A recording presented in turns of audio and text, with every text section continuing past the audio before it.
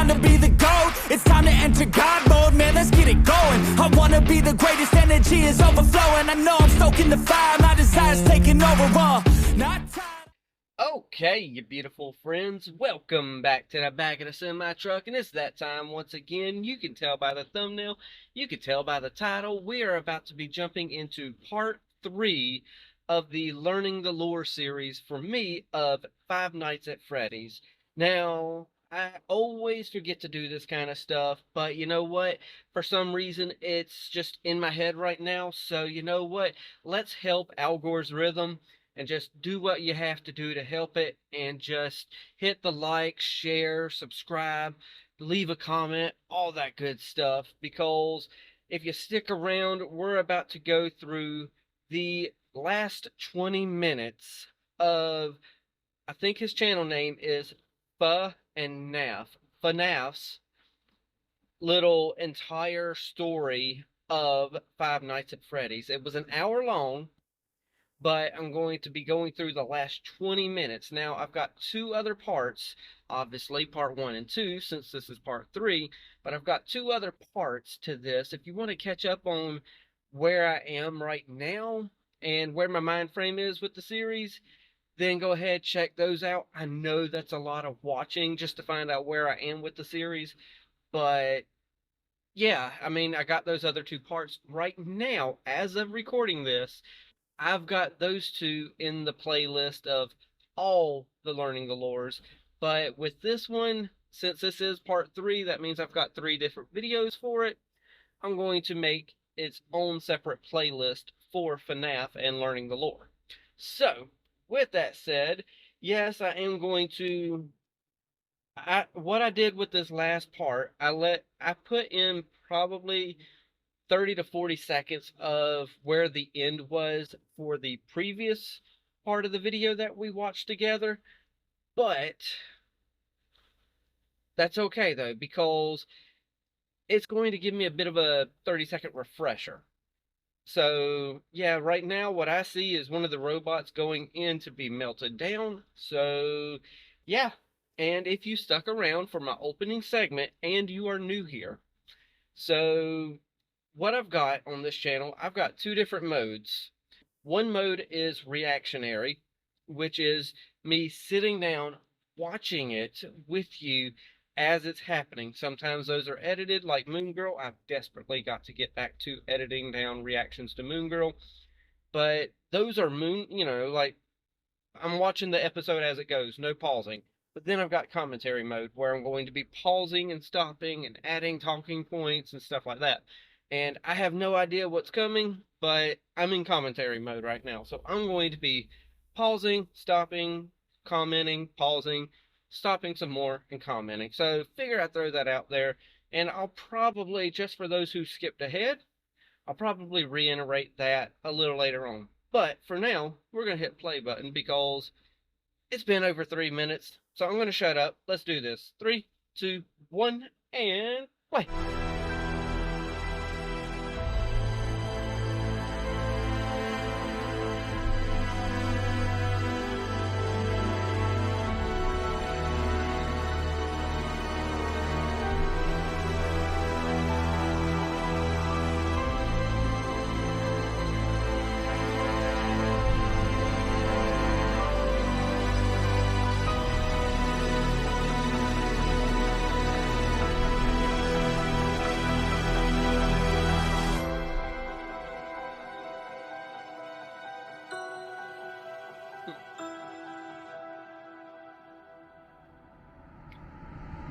Pause before we continue.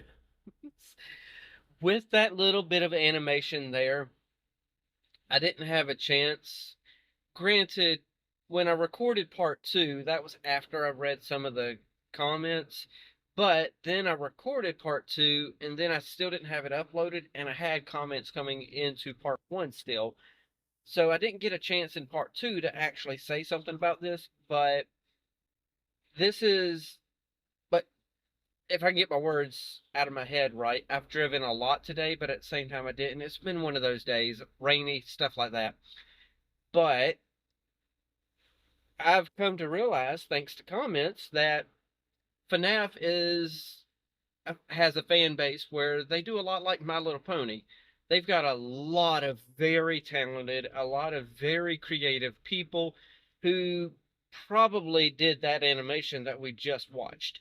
I don't know myself whether or not they did, but I will presume that that was a fan animation that did that animation of Alton. I think Alton. I can't fully remember his name, but I think it's Alton. Alton when he melted those robots down, which is kind of crazy to think about because if different souls bonded to those robots, now they're all melted together and mixed all in. Yeah, that's crazy to think about. Souls mixing together. So, either way, though, good community with a lot of talented people. That's something I wanted to make sure to comment on because I didn't have a chance to do it in part 2. So, let's continue and play.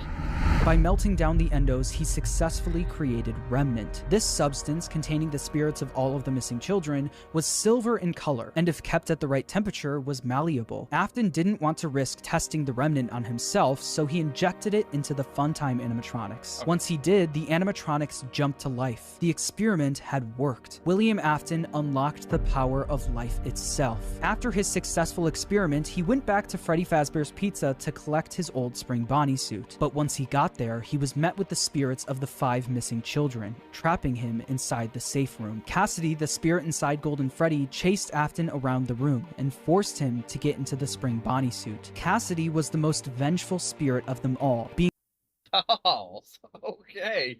So we got the gang here about to get some revenge on Alton. Okay. And then they're gonna make him get into the suit, and that suit's gonna clamp down on him. So I don't know, but I do remember what he just said is Cassidy was the most vengeful of them all. So holy crap. Hopefully we get. I don't want a good description of what's about to happen, but I do at the same time because Alton really has put these kids through a lot. So I kind of want them to get their revenge, and I want to be able to know in detail how they got their revenge. As horrible as that sounds, I just want to know. Let's continue and play. Spring-locked in the Fredbear suit was a painful and slow death, and he wanted to make sure that Afton knew what that felt like. At this point, Afton knew how a spirit could live on. As long as he was inside the suit, he knew he'd be back.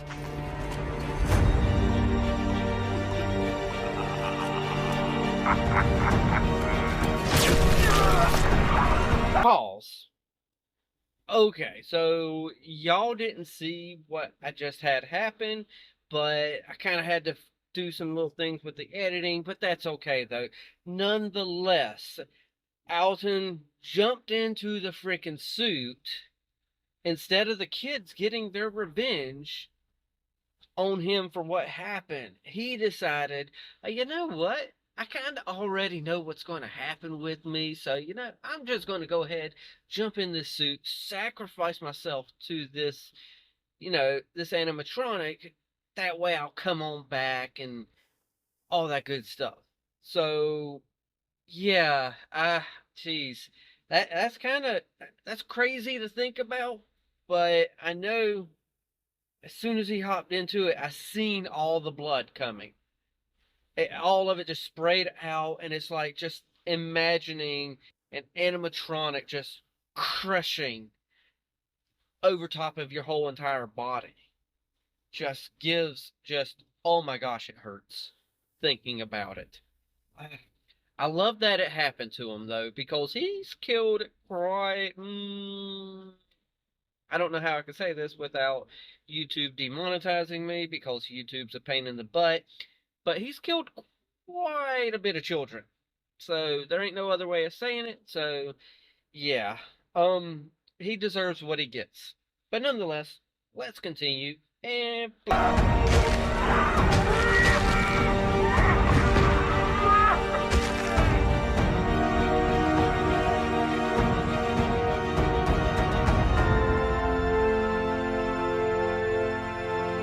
As Afton laughed, the spring locks snapped shut, forcing him to go through what Cassidy went through. This was an act of revenge by Cassidy, and it wouldn't be the last. Afton was now confined to the safe room of the now shut down Freddy Fazbear's Pizza, and because of this, everything in his underground bunker was left abandoned. But even with Afton gone, the rental business continued on its own. All of the Funtime animatronics containing the spirits of the missing children and even his daughter Elizabeth were still being rented out during the day and then brought right back down to the bunker. All the spirits wanted to do was escape, but they were always put back underground. After Afton went missing, his eldest son Michael, who's been blindly helping his father, remembered what his father told him if he ever went missing. If William wasn't there to finish his work, Michael would do it for him. Afton's underground facility was always off limits to Michael, but since he was now gone, Michael had no choice. He took Pause.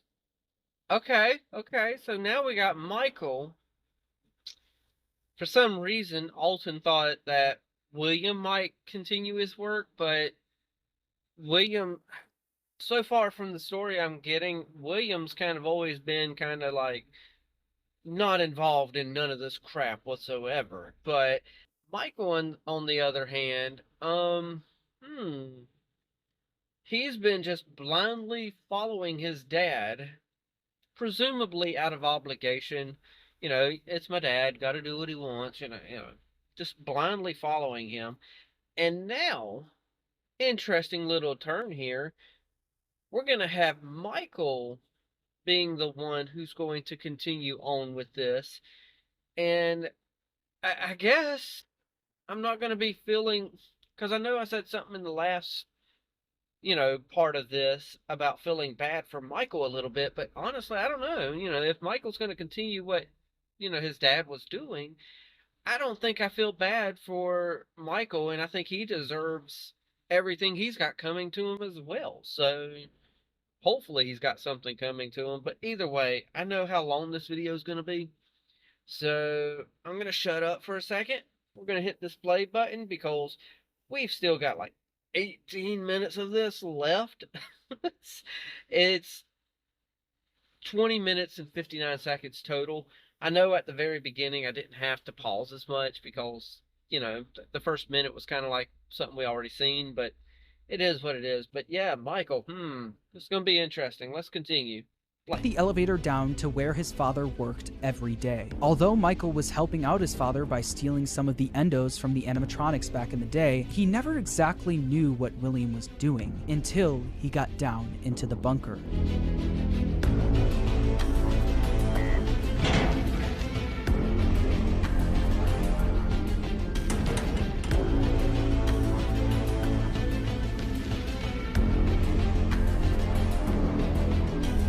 Over the several days he visited the bunker, he learned more about what his father was up to. He learned about the massive facility his father built, complete with multiple rooms conducting fear experiments. He learned the truth behind the Funtime animatronics and how they were actually designed to kidnap kids. And he learned through the voice of Baby exactly how his sister died. A little girl, standing by herself.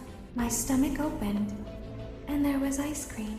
I couldn't move, at least not until she stepped closer. But as the week went on, Baby was conducting a plan of her own. A plan to escape the bunker, using Michael's body.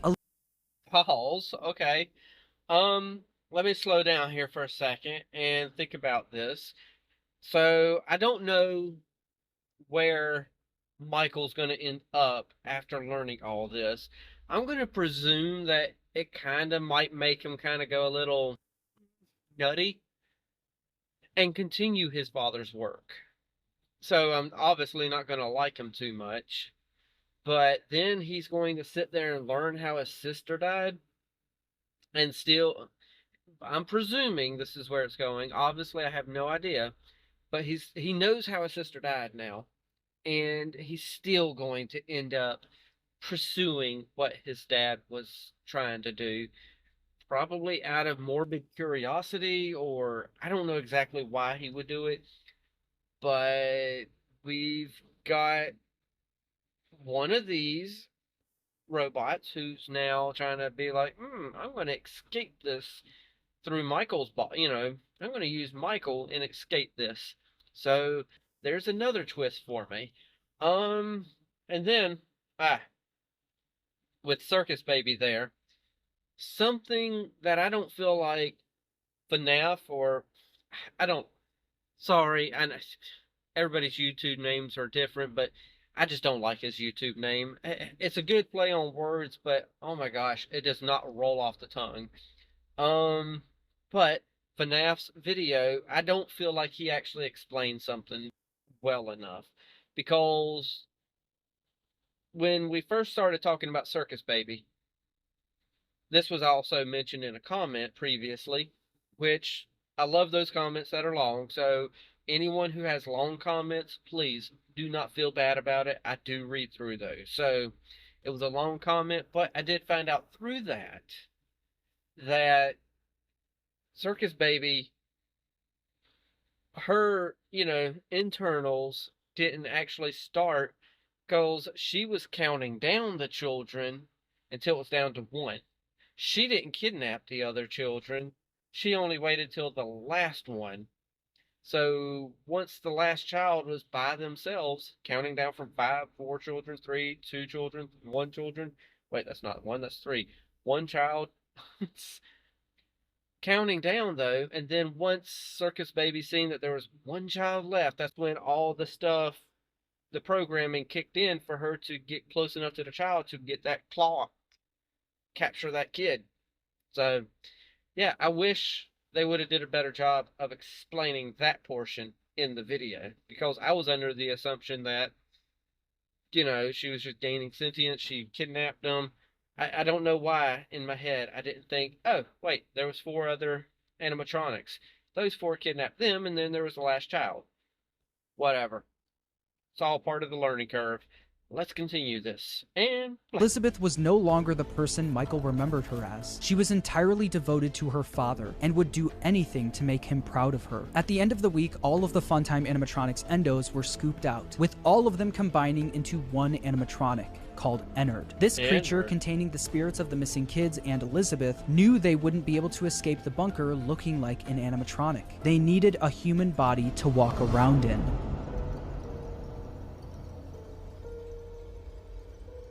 You are in the scooping room now.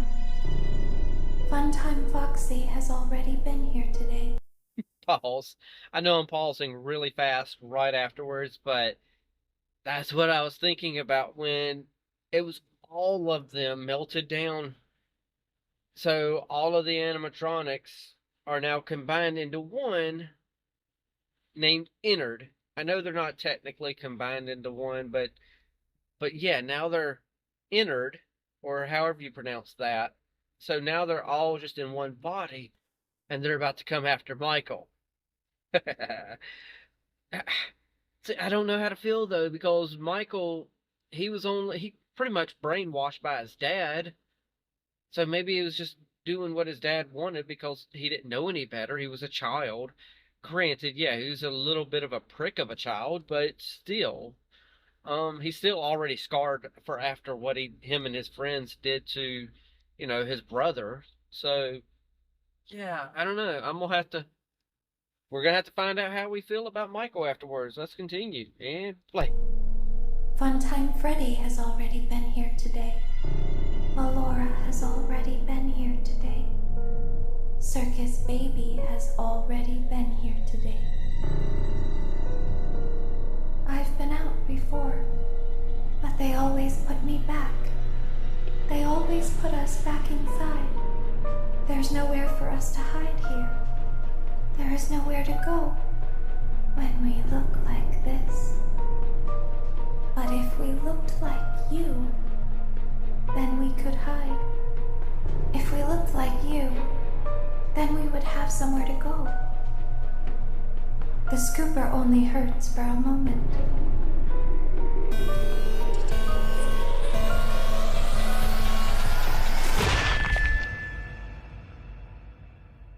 Michael Afton's insides got scooped out and replaced by Ennard, helping all of the souls to escape the facility. With every passing day after this happened, Michael looked more and more like a walking zombie. His skin was starting to turn purple, and people started to notice. Michael's body was no longer a good disguise for Ennard, so Oh, holy crap.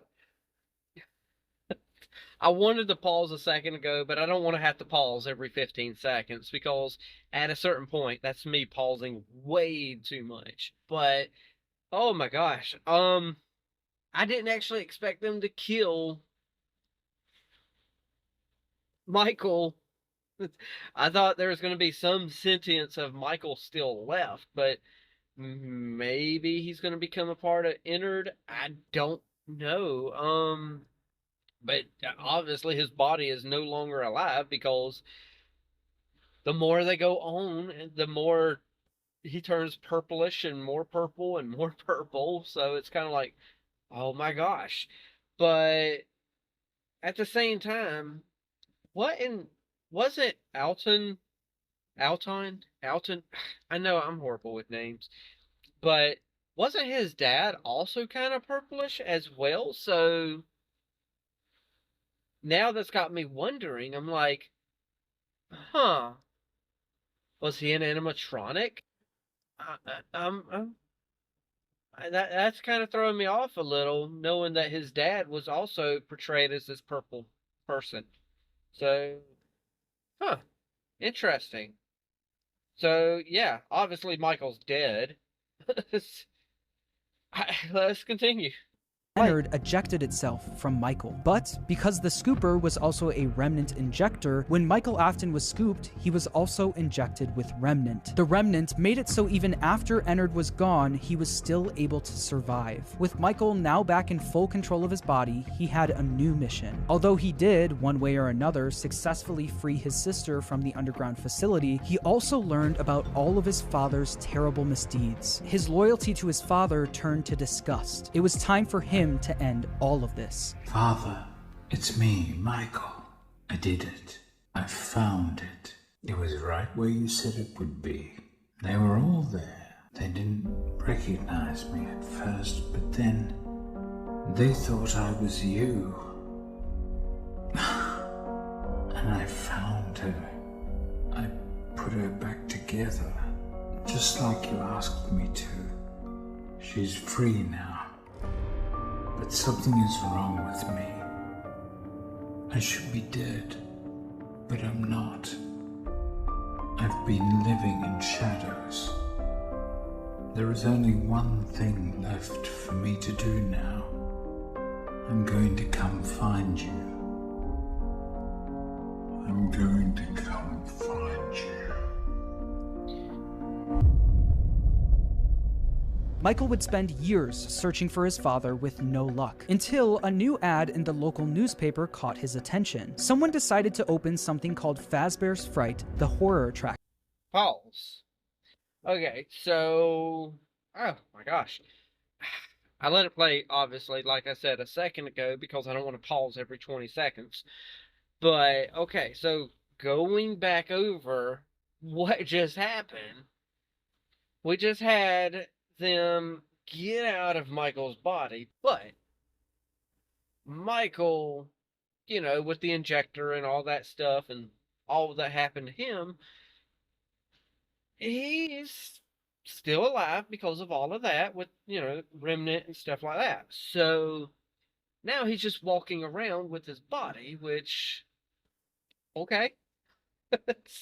It's probably a horrifying thing for the neighbors to have to see. But now Michael's just walking around like a living zombie, but going and looking for his dad now. And FNAF, or whoever he is, FuhNaff, gosh, I hate that name so much. It does not roll off the tongue. Because when I say FNAF, it feels like I'm saying FNAF, as in Five Nights at Freddy's. But then whenever I'm trying to say his channel name, it's FuhNaff. So it just doesn't roll off the tongue that way, that well. Either way, though. Good production, though. Great production on his videos. Love it. But now, according to him, now Michael's going to destroy everything his dad did. Okay. But first he has to go find his dad, which obviously he's back in the safe room because that's where he's confined to now. So it's gonna be interesting to see where they go with this. And oh my gosh, and I think now we're also going to have another game come out very, well, I don't know about very, but very soon about all of this. So, okay, let's continue. And which continues the story. So I would have to do like a learning the lore recap video of the story that's there now. So yeah, either way, let's continue and play. Local amusement park is getting ready to scare your socks off with a new attraction based on the unsolved mysteries of Freddy Fazbear's Pizza. Featuring actual relics from the decades-old pizzeria, this new attraction is guaranteed to bring back your childhood in the worst possible way. As if using the crimes of his father to make a profit wasn't bad enough, they also went back to the old pizzerias and collected any objects they could find to put on display at the attraction. Michael immediately applied for the job of the security guard with the sole intention of burning the place to the ground. When he got there, he saw the remnants of his past. The shells of all of the animatronics, missing every single one of their endoskeletons. He knew they could only find the shells of the animatronics because he and his father stole their endoskeletons all those years ago, leaving only the shells behind. On day 2 of working at the attraction, he got word that they found a real animatronic. You're not gonna believe this. We found one. A real one. This real animatronic ended up being his father, still inside the spring Bonnie suit he died in decades ago. Even though his father was now in the building with him, he still decided to go through on his plan, all in an effort to end his father once and for all. Michael then rigged the wiring in the building to catch fire, burning the horror attraction to the ground with his father inside.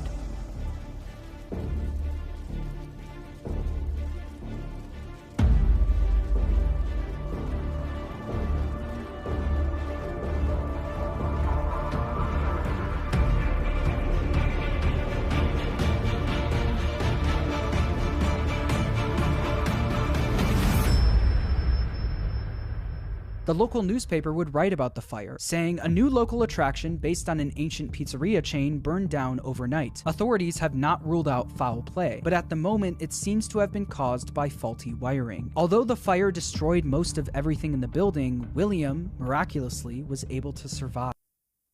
Pause. Okay, so before I go too much further, now we're getting William over here with it.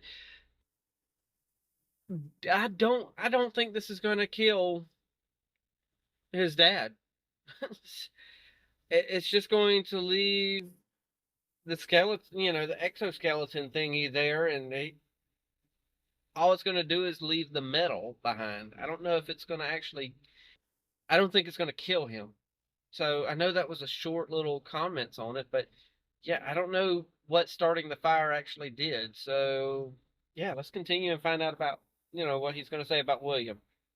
William was now free, roaming the outside world along with the souls of the missing children, Elizabeth, and Charlie inside the puppet. Since Michael wasn't able to end everything, someone else needed to step in. That someone was Henry Emily. Afton's old business partner and father of Charlie heard about the fire at Fazbear's Fright, along with the rumors of the various animatronic creatures now roaming the streets. Henry was determined to put an end to all of this. Balls. Okay, so that's who I was thinking of when it came to somebody else, because we haven't heard Henry in a long time. We haven't heard nothing to do with him. I'm glad that we're finally getting something for him, but we haven't heard from him in a long time. So, thankfully, yeah. But yeah, we got, oh gosh, I didn't even think of that. We got now animatronics just roaming the streets. How's Henry gonna put a stop to it though? I can't see.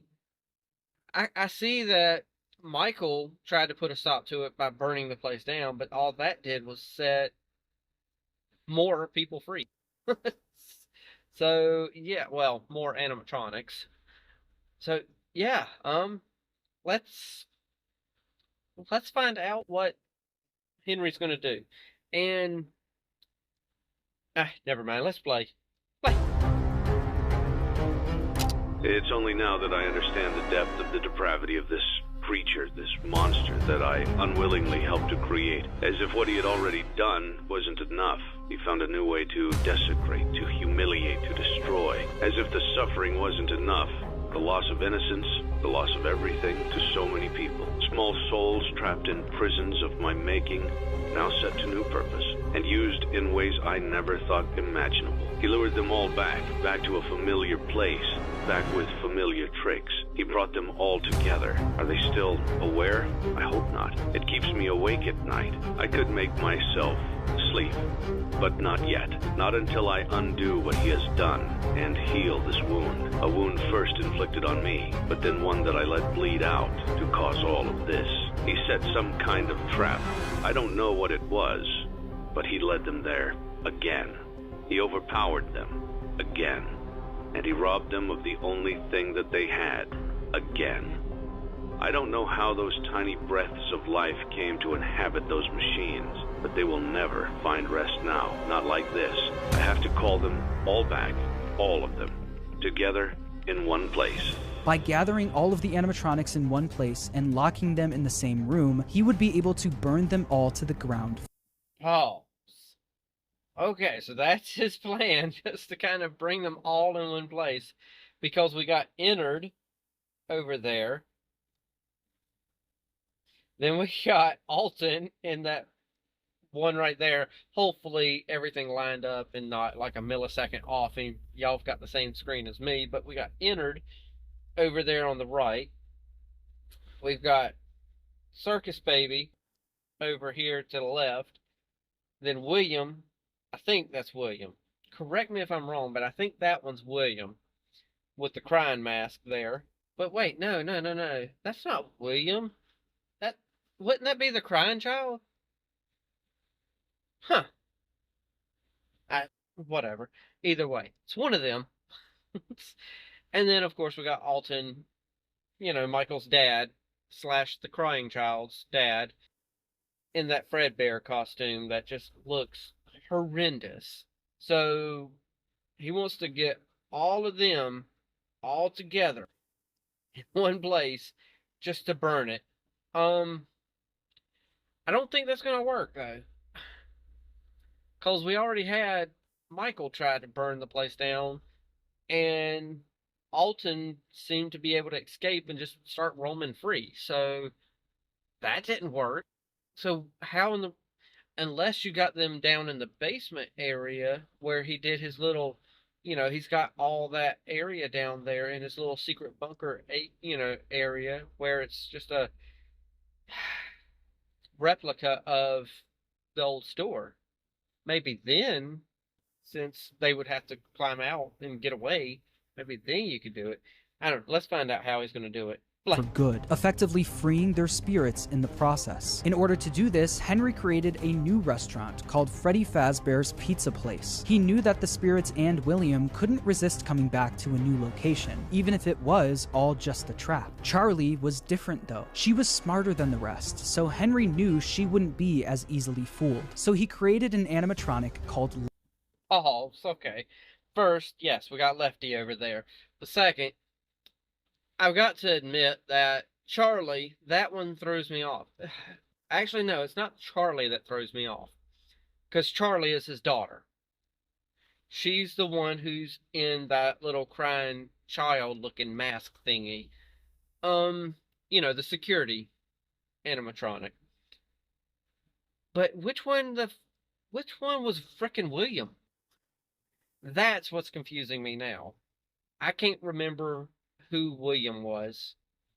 I know it's going to come to me as soon as I hit the stop on the recording, but I can't remember who William was. So now we're going to have Lefty here. Instead of spelled with a Y, L-E-F-T-Y, Lefty, it's L-E-F-T-E, Lefty. Wonder if that's significant. I have no idea if it's significant, but one thing I do know is he's going to lure them all there with Lefty. Lefty, standing for lure, encapsulate, fuse, transport, and extract, specifically to capture the puppet and bring it to the pizzeria. While trying to find someone that would help him carry out his plan, one person showed up for the job, a person who was also determined to finally end all of this, Michael Afton. Day after day, the animatronics roaming the streets would show up in the alleyway next to the pizzeria. Baby, aka Pause. Okay. I know I'm pausing a lot in between here, but now William, he's the one that I'm referring to as Afton. Holy crap. When that was his last name the whole flipping time. I don't know what I was thinking when I'm calling him Afton. Oh my gosh. So Michael's last name is... If they wouldn't have said Michael Afton just then, I wouldn't have realized that, wait a second, that's his last name, and I've been referring to his dad as Afton. Oh my gosh. Oh well. William Afton. So William was Michael's dad. Holy crap. Now I'm not confused. I don't know what happened there, but got confused, but now everything's... My brain's halfway screwed back on. So, yeah. Let's continue this, and yes, we got Circus Baby here, and Elizabeth, the souls of the missing children and the crying child, now appearing as Molten Freddy, Charlie and Lefty, and his father, William, all showed up in the back alley. Michael would then collect each animatronic and throw them into a facility under the pizzeria, designed to be a maze with no exit, where the animatronics would roam around without even knowing they're trapped, until the end of the week, where they would all be burned to the ground. With all of the souls, including William himself, now in one place, Henry's plan was in motion. As far as Elizabeth and William were concerned, this was a good thing. All of this remnant now in one place was all that they wanted, until Henry stepped in. You played right into our hands. Did you really think that this job just fell out of the sky for you? No, this was a gift for us. You gathered them all together in one place, just like he asked you to. All of those little souls in one place, just for us. A gift. Now we can do what we were created to do and be complete. I will make you proud, Daddy. Watch, listen, and be full. Connection terminated. I'm sorry to interrupt you, Elizabeth, if you still even remember that name, but I'm afraid you've been misinformed. You are not here to receive a gift, nor have you been called here by the individual you assume, although you have indeed been called. You have all been called here, into a labyrinth of sounds and smells, misdirection, and misfortune. A labyrinth with no exit, a maze with no prize. You don't even realize that you are trapped. Your lust for blood has driven you in endless circles, chasing the cries of children in some unseen chamber, always seeming so near, yet somehow out of reach. But you will never find them. None of you will. This is where your story ends. And to you, my brave volunteer, who somehow found this job listing not intended for you. Although there was a way out planned for you, I have a feeling that's not what you want. I have a feeling that you are right where you want to be. I am remaining as well. I am nearby. This place will not be remembered, and the memory of everything that started this can finally begin to fade away, as the agony of every tragedy should. And to you monsters trapped in the corridors, be still, and give up your spirits. They don't belong to you. For most of you, I believe there is peace, and perhaps more, waiting for you after the smoke clears. Although for one of you, the darkest pit of hell has opened to swallow you whole. So don't keep the devil waiting, old friend. My daughter, if you can hear me, I knew you would return as well. It's in your nature to protect the innocent. I'm sorry that on that day, the day you were shut out and left to die, no one was there to lift you up into their arms, the way you lifted others into yours. And then, what became of you? I should have known you wouldn't be content to disappear. Not my daughter. I couldn't save you then, so let me save you. Pause. Okay, so that's a lot to take in all at once. Of course, he's telling Afton / William, hey, you know, look here, go to hell. That's literally what he's saying to him. So, But then, of course, he's speaking with his daughter and being able to say a final goodbye. Um, what I'm wondering, yes, this plan worked out, and it did some. He's got them all there. He's just getting them and burning them to the ground and just letting their souls move on. But what I'm wondering, the crying child, isn't his soul still attached to his plushie slash stuffed animal? So where's that stuffed animal at is what I'm wondering now, because if his soul is still connected to it, that means there's still one tortured soul out here, still, after all this is said and done, there's still going to be one more left. So how's that going to work out? I'm not sure. Well, then again, we do got like 5 more minutes. Granted, with this video, I'm sure we're gonna have some like some end credits and stuff like that. Granted, at the very beginning of it, we got a lot of credits in the opening sequence, but I think we're probably still gonna have some end credits here. So we got 5 minutes. I don't think this is a complete end. Plus, if we're gonna have another game, you know, to come out eventually, we're still going to have that as well. So there's more to this story.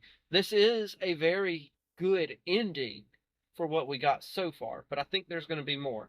Let's continue and find out, because I kind of want to get through most of this, because I don't want to sit here all night, honestly. It sounds horrible to say it that way. Y'all know what I mean. Now, it's time to rest for you and for those you have carried in your arms. This ends, for all of us, in communication.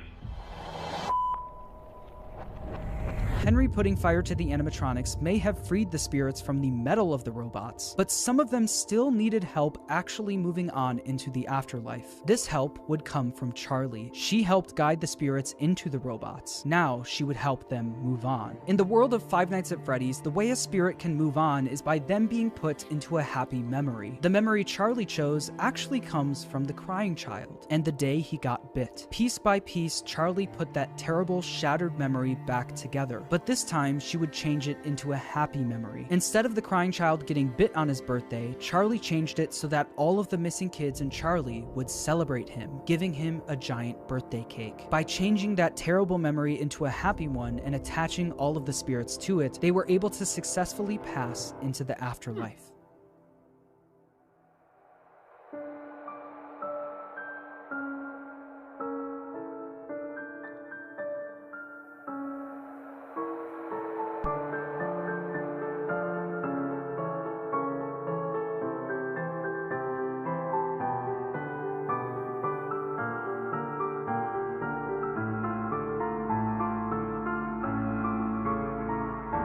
Like I said, they were all able to move on, except for one.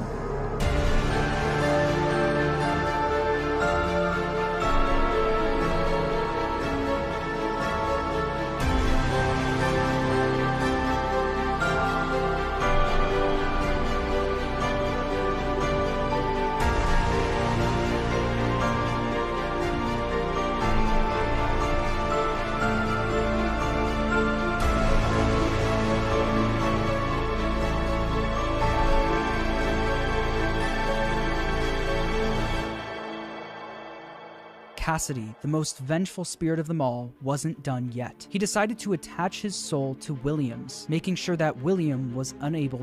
Oh my gosh. Okay, they got their revenge. Oh goodness.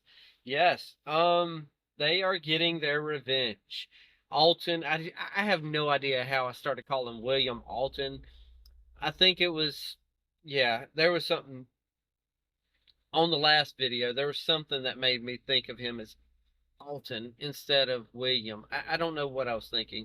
Either way, though, William Alton, last name, it works nonetheless. Y'all know who I mean. But yeah, Cassidy, he's definitely getting his revenge. He's attached himself now to William, to where William can't move on. Granted, wherever William moves on to, it's just going to be moving on to hell. So this kind of works for, William instead, because yeah, because now he doesn't have to go to hell, he just stays here. But that means that now, the most vengeful of the souls who could not move on is staying here and getting more vengeance, which means I think William gets what he deserves. I don't feel bad for him.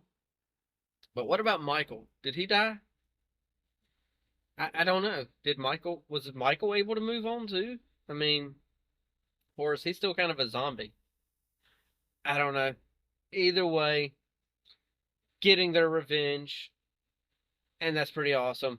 So that leaves, well, we're not completely done with the story yet. So I'll give some afterthoughts and find out, after we're done watching this. To move on. By attaching his spirit to Williams, he was able to trap Afton in an endless loop of death. He made Afton relive every one of his terrible misdeeds. The fear experiments, his underground bunker, and the pizzeria where Cassidy was killed. Afton experienced all of this while being attacked and killed over and over again by all of the animatronics from his past. Every time an animatronic would attack him, Cassidy would be there, reminding him that the suffering will never end. We've only just begun.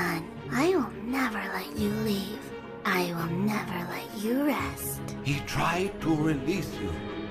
He tried to release us, but I'm not gonna let that happen. I will hold you here. I will keep you here, no matter how many times they burn us. Cassidy knew that Afton didn't deserve the afterlife. He deserved to pay for what he's done for all of eternity.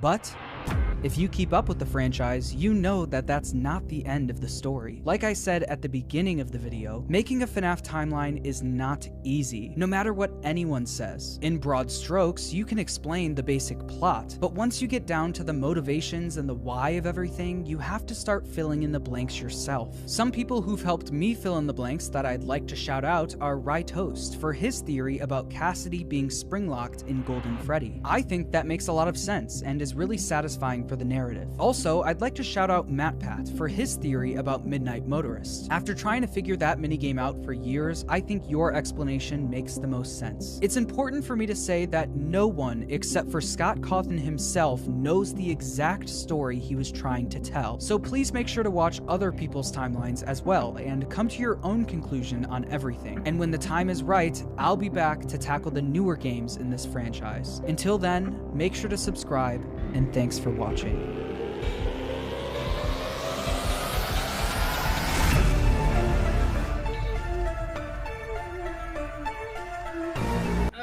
Okay, so I'll do the whole switching around after the credits are finished and whatnot like that, because of course I want to give, I want to let the credits roll and give credit to, I want to give credit where credit's due. So while I'm in whatever corner I'm in, I'm going to let that finish playing out. Granted, I'm going to lower the volume, of course, as I'm running my mouth here. But yeah, I also wanted to let it play out where he's acknowledging people that helped him craft his timeline as well, such as MattPat and the others. So, with all that said, that means we've got at least one more game. In my opinion, this is I like the idea of this being a conclusive ending. It makes it where it's open-ended. You get the satisfaction that William, and for the life of me, I have no idea why I started calling him Afton, as in his last name, but who cares? Y'all know who I was talking about. This is my first go-through of the whole Five Nights at Freddy series, so I'm allowed a couple mistakes. So, yeah, nonetheless, though, yes, it's a satisfying ending because William gets what he deserves, and he has to relive every misdeed of his over and over and over again dying every time in the process. So he gets his just reward. Granted, yes, it kind of sucks that Cassidy couldn't just kind of move on like the rest of them, but they bonded themselves to William and said, screw it, I'm just going to torture you the rest of my existence. So, satisfying ending in that respect, but it leaves it open to the point where you can craft a story in a game with that narrative now that they're still there, you know. And on top of that, I'm wondering about the crying child. Did the crying child actually move on? Oh, wait a second. I thought he was stuck in the I thought he was stuck within his little Fredbear plushie or stuffed animal. I thought he was stuck in that. Was he stuck in one of the animatronics? Was he stuck with... No, he wasn't stuck with Elizabeth. She was able to move on. I don't know. They're going to be able to craft it some way to where they can continue to tell the story, because let's be real, there's too much money within the franchise for it to just end. So they got to have something. Well, then again, they could just keep on making movies and, you know, they continue making money that way. So, as to what I was saying, though, it does leave it open-ended to where they can craft something there. But at the same time, if this is where the story would end, still satisfying, because Henry was able to say goodbye to his daughter. He was able to, in his own head, shut down the creation that he accidentally created by, you know, being in business with William. So he feels satisfied with his ending. I think Michael was down there as well with the animatronics. Correct me if I'm wrong on this. I think Michael was down there, though, as well with them as the place burnt down. So let's be real, he wanted to move on too. So he's got the satisfaction of ending what his father did. So I don't dislike him necessarily, but, you know, he did wrong, but he also, you know, he was a prick of a child towards his brother, but sometimes siblings can be kind of cruel to each other, and I think he felt bad after what happened to his brother. So I kind of feel bad for Michael still in that situation, because he then finds out what happened to his sister, and Michael's been through it. Let's just be honest. So yeah, okay. The only thing that confuses me is the crying child, I think. I'm not 100% sure about him. So, yeah, okay. So anything that I missed, by all means, leave a comment. And I don't know where I'm going to go with FNAF from here, but I do know that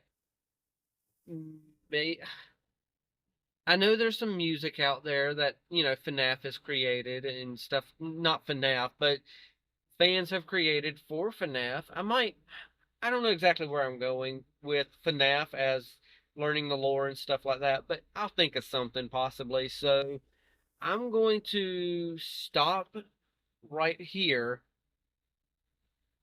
and I'm done.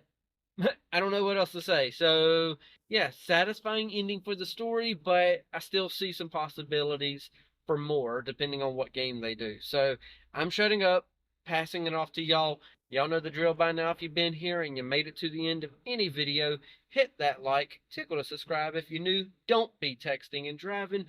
Watch what you love and love what you watch, and take it away, Mr. Rogers.